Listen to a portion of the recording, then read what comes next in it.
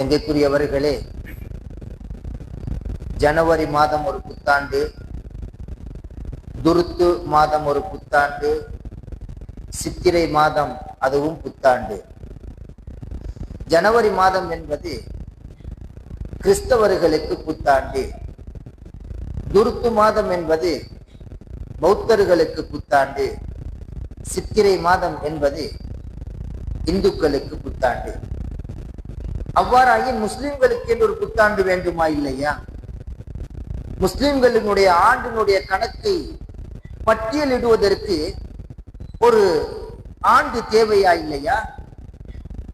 இப்படி உமர் ரலியல்லாஹு அன்ஹு அவர்களுடைய ஆட்சி காலத்தில் அவர்கள் சிந்திக்கிறார்கள். யானை ஆண்டு என்று அப்பொழுது சொல்வார்கள். ஸல்லல்லாஹு அலைஹி வஸல்லம் அவர்கள் பிறந்த ஆண்டை குறித்து சொல்லும் பொழுது யானை ஆண்டு, ஆமுல் ஃபீல் என்று சொல்வார்கள். ஒரு காலத்திலே நடந்த விசித்திரத்தை, வித்தியாசத்தை இப்ப நாம சொல்லுவோமே, சுனாமிக்கு முன்னால அது நடந்துச்சு, சுனாமிக்கு பின்னால. ஏன்?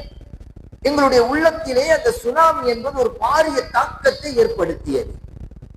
கொரோனாக்கு முன்னால, கொரோனாக்கு பின்னால சொல்லுவோமா இல்லையா? ஏன்?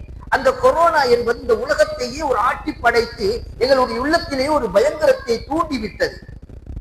அது போன்று ஆமுல் ஃபீல், ஆமுல் ஃபீல் என்றால் யானை ஆண்டி என்று சொல்வதனுடைய காரணம், காபத்துல்லாவை இடிப்பதற்காக யானை படையினரோடு வந்து காபாவை இடிப்பதற்கு வந்தார்கள். ரப்புல் ஆலமீன் அல்லாஹ் ஒரு பட்சி, ஒரு குருவியின் மூலமாக அழித்தது. ஒரு யானை படையை குருவியின் மூலமாக அழித்தது எவ்வளவு பெரிய ஒரு வித்தியாசம், எவ்வளவு பெரிய அற்புதம். அந்த அற்புதம் நடந்த அந்த ஆண்டு யானை ஆண்டு என்று அந்த பெயர் வைத்தார்கள். காலம் காலமாக இப்படித்தான் வந்தது. உமர் ரலியல்லாஹு அன்ஹு அவர்கள் பார்த்தார்கள், முஸ்லிம்களுக்கு என்று ஒரு ஆண்டு தேவை. இடையில் ஒரு தகவலை நான் ஞாபகப்படுத்துகிறேன். குர்ஆனையும் பின்பற்ற வேண்டும், ஹதீஸையும் பின்பற்ற வேண்டும், இஜ்மா என்கின்ற சஹாபாக்களையும் பின்பற்ற வேண்டும், கியாஸ் என்கின்ற ஒப்புதல். சில சட்டங்களுக்கு நேரடியாக நமக்கு அதனுடைய மொழிபெயர்ப்பை எடுத்து தீர்ப்பு கொடுக்க முடியாது. இப்படி நடந்திருக்கிறது, ஆகையினால் இப்படி நடந்ததா, அதற்கு என்ன தீர்வோ அது போன்றுதான் இதற்கும் தீர்வு என்று கியாஸ். இந்த 4 அடிப்படையில் தான் நாம் மார்க்கத்தை பின்பற்ற முடியும்.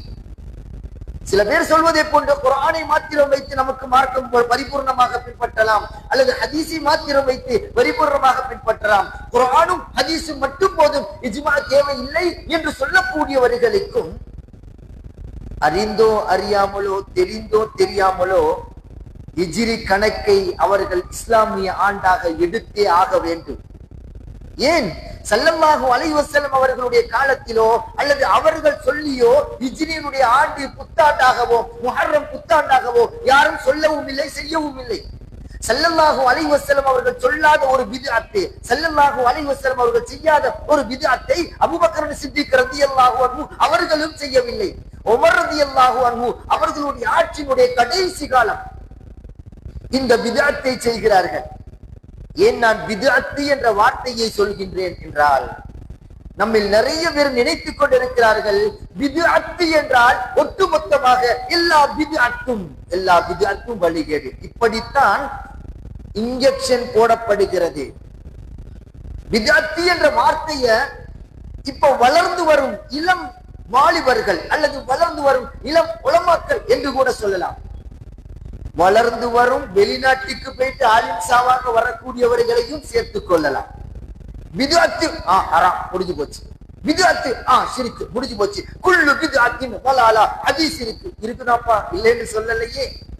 அப்படி என்றால் எல்லா பித்அத்தும் வழிகேடு என்றால் நீ ஹிஜ்ரி ஆண்டை புத்தாண்டாக எடுக்க முடியாது, முஹர்ரத்தை புத்தாண்டினுடைய முதல் மாதமாக எடுக்க முடியாது. ஏன்? அது பித்அத். உமர் ரலியல்லாஹு அன்ஹு அவர்கள் செய்து காட்டிய பித்அத் நாம எடுக்கலாம். ஏன்? நாம இஜ்மா என்கின்ற சஹாபாக்களை பின்பற்றிய கூடியவர்கள். நல்லா விளங்கணும், ஸல்லல்லாஹு அலைஹி வஸல்லம் அவர்களை ஒரு மனிதன் உண்மையாக பின்பற்றுகின்றான் என்று சொன்னால் சஹாபாக்களை தொடாமல் ஸல்லல்லாஹு அலைஹி வஸல்லம் அவர்களை நெருங்க கூட முடியாது. சஹாபாக்களை பின்பற்றாமல் ஸல்லல்லாஹு அலைஹி வஸல்லம் அவர்களை நெருங்க கூட முடியாது, நினைத்து கூட பார்க்க முடியாது. சங்கைக்குரியவர்களே, ஆக ஹிஜ்ரி ஆண்டி என்ற முஸ்லிம்களுக்கு ஒரு ஆண்டு தேவை என்று உமர் ரலியல்லாஹு அன்ஹு சஹாபாக்களிடத்துல ஆலோசனை செய்கிறார்கள். ஒவ்வொரு சஹாபாக்களும் ஆலோசனை முன்வைக்கிறார்கள். ஸல்லல்லாஹு அலைஹி வஸல்லம் அவர்கள் பிறந்த மாதத்தில் இருந்து முஸ்லிம்களுடைய ஆண்டின் ஆரம்பமாக எடுக்கலாமா? ஸல்லல்லாஹு அலைஹி வஸல்லம் அவர்கள் வஃபாத்தான அந்த ஆண்டில் இருந்து இஸ்லாமிய ஆண்டினுடைய ஆரம்பத்தை எடுக்கலாமா? ஸல்லல்லாஹு அலைஹி வஸல்லம் அவர்கள் மிஅராஜுக்கு போனாங்களே அதிலிருந்து எடுக்கலாமா என்று இப்படி ஒவ்வொரு சஹாபாக்களும் சொல்லிக் கொண்டிருக்கும் அதே வேளையில் ஒரு சஹாபி உமர் ரலியல்லாஹு அன்ஹு என்றும் வருகிறது, அல்லது இன்னும் ஒரு சஹாபி அதை சொன்னதை உமர் ரலியல்லாஹு அன்ஹு அவர்கள் ஆமோதித்தார்கள் என்றும் வருகிறது. என்ன சொன்னாங்க? நாங்க ஹிஜ்ரத்து போனோமே, அந்த ஹிஜ்ரத்தினுடைய ஆண்டை ஹிஜ்ரி முஸ்லிம்களுடைய ஆண்டின் ஆரம்பமாக எடுக்கலாமே என்று சொன்ன பொழுது உமர் ரலியல்லாஹு அன்ஹு அவர்கள் அதை ஏற்றுக்கொள்கிறார்கள். என்ன காரணம் தெரியுமா? சங்கைக்குரியவர்களே, ஸல்லல்லாஹு அலைஹி வஸல்லம் அவர்களுடைய பிறப்பு என்பது அற்புதம், அதில் மாற்று கருத்துக்கு இடமில்லை. ஆனால் உலகத்திலே அவர்களை ஏற்றுக்கொள்ளவில்லை. இஸ்லாம் பரவுவதற்கு அது ஒரு பெரிய காரணமாக இருக்கல்ல. ஸல்லல்லாஹு அலைஹி வஸல்லம் அவர்கள் 40வது வயதிலே வெளிரங்கத்தில் ஸல்லல்லாஹு அலைஹி வஸல்லம் அவர்கள் பிறப்பதற்கு முன்னாலேயே ஆலமுல் அர்வாஹிலேயே ஆதம் அலைஹிஸ்ஸலாம் அவர்கள் படைக்கப்படுவதற்கு முன்னாலேயே அவர்கள் நபி என்பதுதான் யதார்த்தம், அதுதான் உண்மையான அகீதாவும். 40 வயசுக்கு பட்டம், 40 வயசுல தான் நபி பட்டம் கிடைச்சது. அதுக்கு முன்னால சொல்றதை எல்லாம் எடுக்க முடியாது என்று சொன்னால் அதற்கு முன்னால் தானே அல் அமீன் என்ற பெயர், அதற்கு முன்னால் தானே அஸ்ஸாதிக் என்ற பெயர் குஃபார்கள் ஸல்லல்லாஹு அலைஹி வஸல்லம் அவர்களுக்கு கொடுத்த பெயர், அதுவும் போய் தானே, அதையும் ஏற்றுக்கொள்ள முடியாது. ஏன்? 40க்கு முன்னாலதான் அவர்கள் அமீன், 40க்கு முன்னாலதான் அவர்கள் அஸ்ஸாதிக். ஆகவே ஸல்லல்லாஹு அலைஹி வஸல்லம் அவர்களுக்கு வெளிரங்கத்தில 40வது வயசு கிடைச்சதற்கு பின்னால இஸ்லாம் பரவுவதற்கு ஆரம்பிக்குது கொஞ்சம் கொஞ்சமாக. ஸல்லல்லாஹு அலைஹி வஸல்லம் அவர்களுடைய ஹிஜ்ரத்து பயணம் இருக்கிறது. இஸ்லாமியர்களுக்கு மத்தியில் மாத்திரமல்ல, இந்த உலகத்தையே உலுக்கி, உலகத்தையே மாற்றி, உலகத்திலேயே உலகத்தில் இருக்கக்கூடிய முஸ்லிம்களுடைய உள்ளத்திலேயே ஒரு விதமான தாக்கத்தை ஏற்படுத்துகிறது. ஹிஜ்ரத்துக்கு போகக்கூடிய நேரத்தில் நடந்த நிகழ்வுகள் அவ்வளவு பாரதூரமான நிகழ்வுகள். செய்யக்கூடியவர்களே, நாம ஒரு கடையை விட்டுட்டு இன்னொரு கடைக்கு மாறுறோம்னு வைங்கிறேன். ஏற்கனவே கடைக்காரன் சொல்றான், அவங்களுக்கு இத்தனை வருஷம் முடிஞ்சிருச்சு, கூலியை கூட்டி கேட்கிறான், நம்ம கூலி தர முடியல, நாம வேற கடைக்கு போகணும். நாம என்ன சொல்றோம்? ஒரு கடையிலிருந்து இன்னொரு கடைக்கு சாமானத்தை எல்லாம் மாத்துறது சின்ன வேலையா என்று சொல்லுகிறோம். ஒரு வீட்டை விட்டும் வாடகை முடிந்ததற்கு பின்னால் மறுவீடு மாறும் பொழுது உள்ள தட்டி புட்டி சாமான லொரியில ஏத்தி நாம் பிரயாணம் செய்கிறோம் அடுத்த வீட்டிற்கு. எவ்வளவு கஷ்டம், அதை இவ்வளவு பெரிய கஷ்டமா பேசுறோம். அதை எல்லாம் தாண்டிய ஒரு தியாகம். தான் பிறந்த வீடு, பிறந்த மண்ணு, தன்னுடைய சொத்து சுகம், வீடு வாசல், உறவினர்கள் எல்லாவற்றையும் இழந்து, தன்னுடைய உடைமைகளையும் இழந்து ஒரு நாட்டை விட்டும் இன்னொரு நாட்டிற்கு, நம்ம வாசையில சொல்றதாக இருந்தா வீசின கையும் வெறுங்கையும் என்று சொல்லுவோம் இல்லை, அப்படி ஒரு நிலையில் துறந்து செல்வது என்பது சாமானியமான விஷயமா? செய்யக்கூடியவர்கள் ஸல்லல்லாஹு அலைஹி வஸல்லம் அவர்கள் மக்காவில் இருந்து மதீனாவுக்கு போறாங்க. போவதற்கு முன்னால கூடாரத்துல தூங்கிட்டு இருக்கிறாங்க. அலி ரலியல்லாஹு அன்ஹு ஸல்லல்லாஹு அலைஹி வஸல்லம் 2 பேரும் படுத்துட்டு இருக்கிறாங்க. காலையில வெளியில போறாங்க. ஸல்லல்லாஹு அலைஹி வஸல்லம் மக்காவை விட்டு வெளியில் செல்ல போகிறார்கள் என்று குறைஷியர்களுக்கு கேள்விப்படுது. அவன் ஒரு மீட்டினை போடுறான். எல்லாரும் இப்ப 4 பேர் சேர்ந்தா ஒரு மீட்டின், ஒரு ஜமாத்தி இப்படி எல்லாம் வந்துருச்சா இல்லையா? அங்கிருந்து ஆரம்பிச்சதுதான். அவன் ஒரு கூட்டத்தை போட்டு சொன்னான், ஸல்லல்லாஹு அலைஹி வஸல்லம் அவர்கள் முஹம்மத் என்று சொன்னான். கூடாரத்தை விட்டு நாளைக்கு போக இருக்கிறாங்க, நைட்டோட நைட்டா அவர்களை கொலை செய்து விட வேண்டும். அதற்கு என்ன திட்டம் தீட்டுகிறார்கள் தெரியுமா? ஒவ்வொரு குடும்பத்திலிருந்தும் ஒவ்வொரு கோத்திரத்தில் இருந்தும் 100 வாலிபர்களை தேர்ந்தெடுக்கிறார்கள். அந்த 100 வாலிபர்களும் எப்படிப்பட்டவர்கள் என்றால் வாழ்வீச்சில் தேர்ச்சி பெற்றவர்கள், யுத்த பயிற்சி பெற்றவர்கள். ஏன் தெரியுமா? இந்த டார்கெட், இதற்கு முன்னாடி நிறைய ஸ்கெட்ச் போட்டாங்க, நிறைய டார்கெட் எல்லாம் பண்ணினாங்க, எல்லாம் மிஸ் ஆச்சு. இது மிஸ் ஆகக்கூடாது. மக்காவை விட்டும் மதீனாவுக்கு முஹம்மது ஸல்லல்லாஹு அலைஹி வஸல்லம் போயிட்டாங்கன்னு சொன்னா வெளியில போய் எங்களுக்கு அவங்களை கொல்றதுக்கு உண்டான வாய்ப்பு இல்லை. ஏன்னா அவர்களை சுற்றி 10 பேர் இருந்துட்டே இருக்கிறாங்க. இது நல்ல சந்தர்ப்பம், கொலை செஞ்சே ஆகணும் என்று 100 பேர் சுத்தி நிக்கிறாங்க. இரவு நேரத்துல ஸல்லல்லாஹு அலைஹி வஸல்லம் போறாங்க. நீண்ட நெடிய செய்தி சிந்திக்கூடியவர்களே, அலி ரலியல்லாஹு அன்ஹு அவர்களை தன்னுடைய படுக்கையில படுக்க வச்சுட்டு போறாங்க. அடுத்த நாள் சுபஹு நேரத்துல எல்லாம் உள்ள வந்து பார்த்தா, திறந்து பார்த்தோம்னே அலி ரலியல்லாஹு அன்ஹு படுத்துட்டு இருக்கிறாங்க. அலி ரலியல்லாஹு அன்ஹு பின்னால ஒரு வார்த்தை சொன்னாங்க, இதற்கு முன்னால் நான் தூங்குற நேரத்துல எனக்கு பயம், எந்த நேரத்துல என் ரூஹு போய்விடுமோ, எந்த நேரத்தில் எனக்கு மௌத்து வந்து விடுமோ என்கின்ற அச்சத்தில் தான் என்னுடைய வாழ்க்கையை நான் கடந்து கொண்டே இருந்தேன்.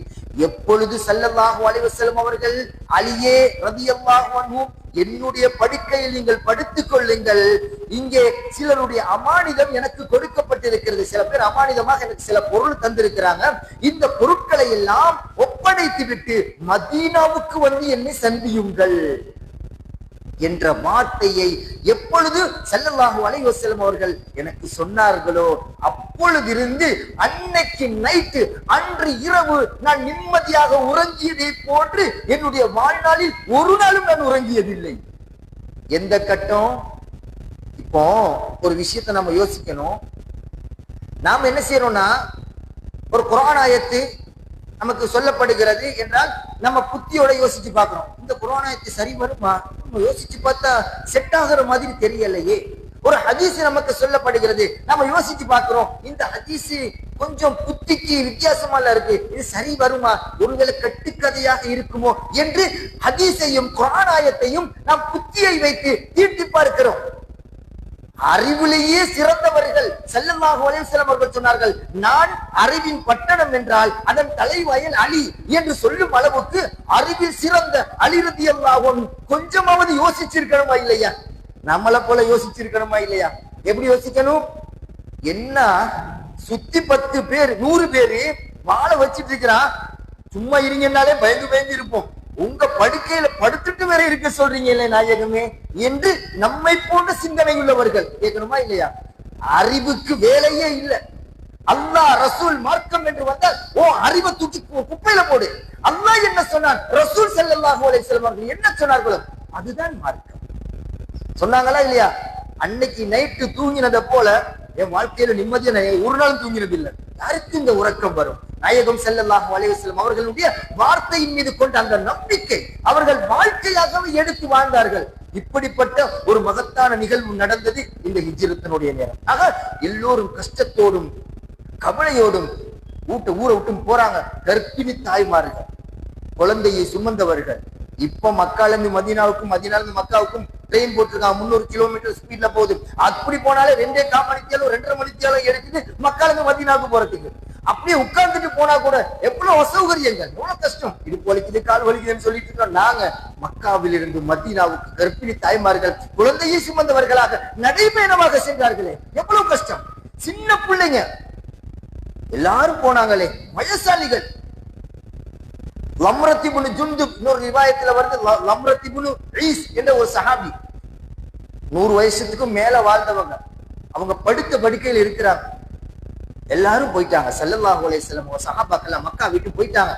இவர் பார்த்துட்டு சொன்னார், இவர குடும்பத்தினர் எல்லாம் போயிட்டாங்க, நான் மட்டும் நினைச்சேன் என்னை கட்டிலோடு தூக்கி கொண்டு போங்க.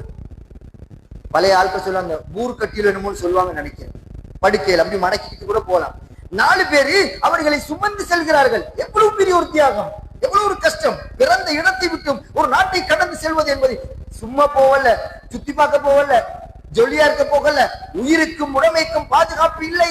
எந்த நேரத்திலும் இஸ்லாத்திற்கும் உயிருக்கும் நமக்கும் பெண்களுக்கும் பிள்ளைகளுக்கும் தாக்கம் வரலாம், பாதிப்பு வரலாம், உயிர் சேதம் வரலாம் என்ற அச்சத்தில் பயந்து பயந்து இன்னைக்கு நாம ஒரு பயணம் போறோம்னா போறதுக்கு முன்னாடியே ஸ்டேட்டஸ் போட்டாச்சு, இங்க இருக்கிறேன், இப்ப போறேன், இடைவழியில் இங்க இப்படி சாப்பிட்டு கொண்டிருக்கிறேன், இடைவழியில் நாங்க இப்பதான் வந்து இறங்கி இருக்கிறோம், எங்களுடைய பயணம் சேஃப்டி, எங்கெங்கெல்லாம் சுத்த போறோமோ எல்லா இடத்தையும் ஜொலியா நாங்க ஸ்டேட்டஸ்ல போடுறோமா இல்லையா? இல்லை. அந்த காலத்தில் பயம், எந்த நேரத்தில் என்ன நடந்து விடுமோ என்ற அச்சத்தில் நாட்டை கடந்து சென்ற வரலாறு தான் ஹிஜ்ரத்தினுடைய வரலாறு.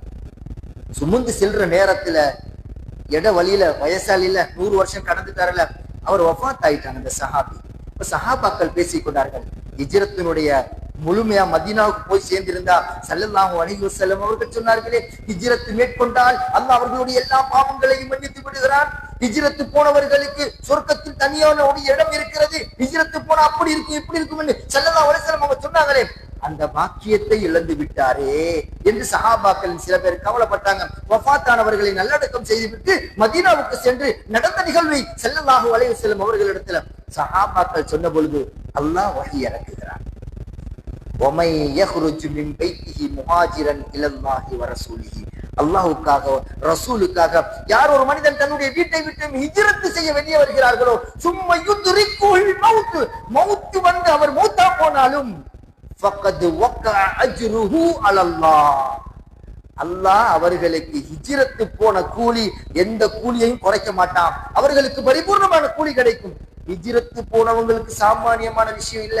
ஸல்லல்லாஹு அலைஹி வஸல்லம் அவர்கள் பத்ர் யுத்தம் நடப்பதற்கு முன்னால் ஹிஜ்ரத் போனவர்களுக்கு கொடுக்கக்கூடிய மகத்துவம் எப்படி தெரியுமா? இப்ப சஃப்ல இருக்கிற நேரத்துல ஹிஜ்ரத் போனவங்க இருக்கிறீங்களா, முன்னுக்கு வாங்க. இந்த சபைக்கு யாரு தலைவராக இருக்க போறீங்க, ஹிஜ்ரத் போனவங்க யாராவது இருக்கிறீங்களா, நீங்க முன்னுக்கு வாங்க. ஒரு நிகழ்வு நடக்கிறது அல்லது ஒரு குழுக்கு தலைவரை நியமிக்கிறார்கள் என்று சொன்னால் ஹிஜ்ரத் போனவங்க இருக்கிறீங்களா, நீங்க முன்னுக்கு வாங்க, நீங்க தான் தலைவர். இன்னைக்கு பள்ளிவாசல்களுக்கும் சரி மதரசாக்களுக்கும் சரி ஒரு பொது ஸ்தாபனம் பொது நிர்வாகத்துக்காக இருந்தாலும் சரி யார்கிட்ட சல்லி இருக்கோ அவர் தான் தலைவர், யார் இடத்துல பணம் இருக்குதோ அவர் தான் செக்ரட்டரி, யார் இடத்துல சல்லி இருக்குதோ அவர் தான் எல்லாம் உள்ள. ஆலிம்களுக்கோ அறிவாளிகளுக்கோ வயதில் மூத்தவர்களுக்கோ அல்லது அனுபவம் உள்ளவர்களுக்கோ இரண்டாம் பட்சம் தான் நாம் இடம் கொடுக்கிறோம். ஏன் நம்ம இன்னைக்கு பணம் எங்க இருக்கிறதோ அதற்கு முக்கியத்துவம் கொடுக்கிறோமே தவிர அல்லாஹ்வுடைய தக்வா மார்க்கத்தை எப்படி அறிந்திருக்க வேண்டுமோ அந்த விதத்தில் அறிந்தவர்கள் எல்லாம் கொஞ்சம் பின்னுக்கு. அலிம்சாவா இருந்தா இன்னும் கொஞ்சம் பின்னுக்கு. ஏன்னா அலிம்சாட்ட ஒண்ணும் இல்ல, அலிம்சாமார் பொதுவாக படித்தான் நல்லா தெரியும், கற்றுக் கொடுக்கக்கூடிய உஸ்தாதுமாருக்கும் தெரியும், கற்றுக்கொள்ளக்கூடிய மாணவர்களுக்கும் தெரியும். அந்த மாணவர்களை கஷ்டத்தோடு அனுப்பி வைக்கிறார்களே பெற்றெடுத்த பெற்றோர்கள் அவர்களுக்கும் நல்லா தெரியும் இவ்வளவுதான் சம்பளம். பெரிய லட்சத்துல எல்லாம் சம்பளம் கிடைக்காது. வெளிநாட்டுக்கு போனா ஒரு 2 வருஷத்துக்கு பின்னாடி அவர் வருவார். எப்படின்னா எப்படியும் ஒரு வாகனத்தை ரெடி பண்ணிடுவாரு அல்லது ஒரு வீடு கட்டுறதுக்கு மனம் வாங்கிடுவாரு. ஆலிம்சா 30-40 வருஷம் பள்ளியிலே மதரசால இருந்தாலும் ஒரு மோட்டார் பைக் வாங்குறதுக்கு அவர் பாடுற பாடு சுப்ஹானல்லாஹ், அதை வாங்கினதுக்கு பின்னாடி அதை விட பெரும்பாடு அவருக்கு. இந்த நிலையில் நம்ம காலம் இருக்கிறது. ஸல்லல்லாஹு அலைஹி வஸல்லம் அவர்கள் ஹிஜ்ரத் போனவர்கள் வாங்க நீங்க முன்னுக்கு வாங்க என்று அவர்களுக்கு முன்னுரிமை கொடுப்பார்களா? யாராவது 2 பேர் ஏதாவது பேசிட்டு இருக்கும் போது நீங்க ஹிஜ்ரத்துக்கு போனீங்களா, நீங்க முதல்ல பேசுங்க. சுப்ஹானல்லாஹ், இவ்வளவு மகத்துவம். இன்னும் ஹிஜ்ரத்தினுடைய வரலாறு நீண்ட நெடிய செய்திகள், போற வழியில் நடந்த விஷயங்கள். சுப்ஹானல்லாஹ், ஒரு 20 நிமிஷத்துல முடிக்கணும். சங்கைக்குரியவர்களே, ஆக இந்த ஹிஜ்ரத்தினுடைய ஆண்டு இப்படியெல்லாம் தியாகங்களை மையமாக கொண்டு இதற்கு பின்னால் இஸ்லாத்தினுடைய வளர்ச்சி, இமாலய வளர்ச்சி, பெரிய வளர்ச்சி. இதற்கு பின்னால்தான் இஸ்லாம் அப்ப முஹம்மது ஸல்லல்லாஹு அலைஹி வஸல்லம் மதீனாவுக்கு போனதுக்கு பின்னாடி அவர்களுக்கு கிடைத்த வரவேற்பு, அவர்களை ஏற்றுக்கொள்வதற்கு எல்லா திசையிலும் வந்தாங்க. மக்கால இருக்கும்போது எவனும் வரல. ஏன் வரலன்னா மக்கத்து குறைஷியர்களுக்கு மூலமாக அவர்களுக்கு பங்கம் வந்து விடுமோ, கஷ்டம் வந்து விடுமோ என்ற அச்சத்தில் இருந்தவர்கள் எல்லாம் ஸல்லல்லாஹு அலைஹி வஸல்லம் அவர்கள் மதீனாவுக்கு போனதுக்கு பின்னாடி நாட்டு முழுக்க இருந்து வந்தாங்க. முஹம்மது என்று ஒருத்தர் இருக்கிறாரா, எங்க எங்க என்று பார்க்க வந்து அவர்களுடைய கரம் பிடித்து இஸ்லாத்தை ஏற்றுக்கொண்டு இஸ்லாம் பரவுவதற்கு முழுதும் காரணமாக இருந்தது இந்த ஹிஜ்ரத் என்ற காரணத்தினால் உமர் ரலியல்லாஹு அன்ஹு இந்த ஹிஜ்ரத்தை இஸ்லாமிய ஆண்டாக தேர்ந்தெடுத்தது மாத்திரமல்ல, முஹர்ரம் மாதத்தை இஸ்லாமிய ஆண்டினுடைய முதல் மாசமாக தேர்ந்தெடுத்த பெருமையும் பெருமகனார் உமர் ரலியல்லாஹு அன்ஹு அவர்களை ஏற்றார். ஸல்லல்லாஹு அலைஹி வஸல்லம் கிட்ட அபூ தர்ருல் கிஃபாரி ரலியல்லாஹு அன்ஹு கேக்குறார், யார சொல்லலாம், இரவில் சிறந்த இரவு எது, மாசத்தில் சிறந்த மாசம் எது? இரவுல சிறந்த இரவு நடுநிசில இருந்து தொழுகிறது என்று சொல்லிட்டு ஸல்லல்லாஹு அலைஹி வஸல்லம் அவங்க மாசத்தில் சிறந்த மாதம் என்று சொல்லும் பொழுது ஷஹ்ருல்லாஹில் முஹர்ரம், முஹர்ரம் மாதம் தான் சிறந்தது என்று சொன்ன அடிப்படையில் உமர் ரலியல்லாஹு அன்ஹு மாசத்துல வருஷத்துல முதல் மாசம் முஹர்ரம் என்று அதையும் அவர்கள் தான் நமக்கு நிர்ணயித்து தந்திருக்கிறார்கள். இன்னும் நிறைய தகவல்கள் இருக்கிறது. சங்கைக்குரியவர்களே, ஹிஜ்ரத் நமக்கு கிடைத்திருக்கிறது என்று சொன்னால் முழுக்க முழுக்க தியாகம். ஏதோ லட்சத்துல சம்பாதிக்கிறவங்களுக்கு ஒரு பிரச்சனை, கோடியில சம்பாதிக்கிறவங்களுக்கு ஒரு பிரச்சனை, ஒண்ணுமில்லாதவங்களுக்கும் பிரச்சனை, ஏழைகளுக்கும் பிரச்சனை. பிரச்சனை கஷ்டம் என்பது எல்லோரையும் அடைய வளைத்திருக்கிறது. எல்லா கட்டங்களிலும் சஹாபாக்கள் பட்டத்தை விடவா நம்ம கஷ்டப்படுறோம், ஸல்லல்லாஹு அலைஹி வஸல்லம் கட்டப்பட்ட கஷ்டத்தை விடவா நம்ம படுறோம் என்று எங்களுடைய உள்ளங்களை நாம் சாந்தப்படுத்திக் கொள்ள வேண்டும் என்பதற்காக இது போன்ற தகவல்களை பகிர்ந்து கொண்டிருக்கிறோம். சங்கைக்குரியவர்களே, ஆக இன்னும் ஒரு தகவல், முஹர்ரத்தில் வரக்கூடிய நோன்பு. ஆஷூரா பிறை 10ல பிடிக்கிற நோன்பு கட்டாயம் இன்ஷா அல்லாஹ் எல்லோரும் பிடித்துக் கொள்ளுங்கள். ரமலான் மாதத்தினுடைய நோன்பு கடமையாக்கப்படுவதற்கு முன்னால் வாஜிப் ஃபர்லான நோன்பு முஹர்ரம் மாதத்தினுடைய ஆஷூரா நோன்பு. ஸல்லல்லாஹு அலைஹி வஸல்லம் அவர்கள் மதீனாவுக்கு வருவதற்கு முன்னால் ஆஷூராவுடைய நோன்பை பிடிப்பார்கள். அதற்கு கடைசி கட்டங்களை சொன்னாங்க. இவங்க யூதர்கள்ல ஏன் நோன்பு பிடிச்சிருக்கிறாங்க? அந்த நோன்பு பிடிச்சிருக்காங்க 10ஆம் ஆண்டு மூசா அலைஹிஸ்ஸலாத்து வஸ்ஸலாம் அவர்களுக்கு ஃபிரௌனுடைய கஷ்டத்திலிருந்து பாதுகாப்பு கொடுத்து ஃபிரௌனை நைல் நதியில் மூழ்கடிக்க செய்து அதிலே மூசா அலைஹிஸ்ஸலாத்து வஸ்ஸலாம் அவர்களுக்கு வெற்றியை கொடுத்ததனால சந்தோஷமாக மூசா அலைஹிஸ்ஸலாம் நோன்பு பிடிச்சாங்க. யூதர்கள் நோன்பு பிடிச்சிருக்கிறாங்க. ஸல்லல்லாஹு அலைஹி வஸல்லம் சொன்னாங்க, நான் அடுத்த வருஷம் உயிரோட எப்ப சொல்றாங்கன்னா சுமார் 9 வருடத்திற்கு பின்னால். சஹாபாக்கள் இடையில வந்து கேட்கிறாங்க, யார் சொல்லுதா, நீங்க தானே மாற்றம் செய்யணும், யூதர்களுக்கும் யகுதிகளுக்கும் நசாராக்களுக்கும் மாற்றம் செய்ய வேண்டும் என்று நீங்கள் அல்லவா சொல்லி இருக்கிறீர்கள். ஸல்லல்லாஹு அலைஹி வஸல்லம் சொன்னாங்க, அடுத்த வருஷம் நான் உயிரோட இருந்தா ஹயாத்தோடு இருந்தால் நான் பிறை 9ஐயும் சேர்த்து பிடிப்பேன் என்று சொன்னார்கள். இன்ஷா அல்லாஹ் வரக்கூடிய ஆஷூரா தாசுஆ ஆஷூரா பிறை 9 பிறை 10 2 நாட்களும் நோன்பு வைப்போம். நாம் முன் சென்ற ஒரு வருடத்தினுடைய பாவங்களை ரப்புல் ஆலமீன் அல்லாஹ் மன்னிக்கின்றான் என்று ஸல்லல்லாஹு அலைஹி வஸல்லம் அவர்கள் சொன்னார்கள். இன்னும் இந்த ரமலான் மாதத்துல ஸல்லல்லாஹு அலைஹி வஸல்லம் அவர்கள் நோன்பு 30 நாளும் பிடிப்பாங்க. அதற்கு ஈக்குவலாக, அதற்கு சமமாக அல்லது அதற்கு அடுத்தபடியாக அதிகமாக நோன்பு பிடிக்கக்கூடிய மாதம் இந்த மாதம் என்று சொல்லும் அளவுக்கு கண்ணியமான மாதத்தில் நாம் இருக்கிறோம். ஹிஜ்ரி கடந்து போகிறது என்றால் நம்ம புது டிரெஸ் போட்டு கொண்டாடுவதற்காக வேண்டி அல்ல. எங்களுடைய வாழ்க்கை மௌத்தை நோக்கி சென்று கொண்டிருக்கிறது, கியாமத்தினுடைய அடையாளங்களை நோக்கி சென்று கொண்டிருக்கிறது. நாங்க வாழ்ந்த காலம் மிச்சம், வாழ போற காலம் கொஞ்சம். இதற்கு பின்னால் வரக்கூடிய காண்டு அடுத்த வருஷம் நம்ம ஹயாத்தோட இருப்போமா இல்லையாங்கிறது நமக்கு தெரியாது. ஆக கிடைத்திருக்கக்கூடிய இந்த வாய்ப்பை நல்ல முறையில் பயன்படுத்தி நல்ல அமல்களை செய்து எல்லாம் வல்ல அல்லாஹ்வின் பேரருளையும் ஸல்லல்லாஹு அலைஹி வஸல்லம் அவர்களுடைய ஷஃபாஅத்தையும் பெற்றுக் கொள்வோமாக. வாய்ப்பளித்தமைக்கு நன்றி கூறி விடைபெறுகிறேன். வாஹிரு தஅவானா அனில் ஹம்துலில்லாஹி ரப்பில் ஆலமீன். வஸ்ஸலாமு அலைக்கும் வரஹ்மத்துல்லாஹி வபரகாத்துஹு.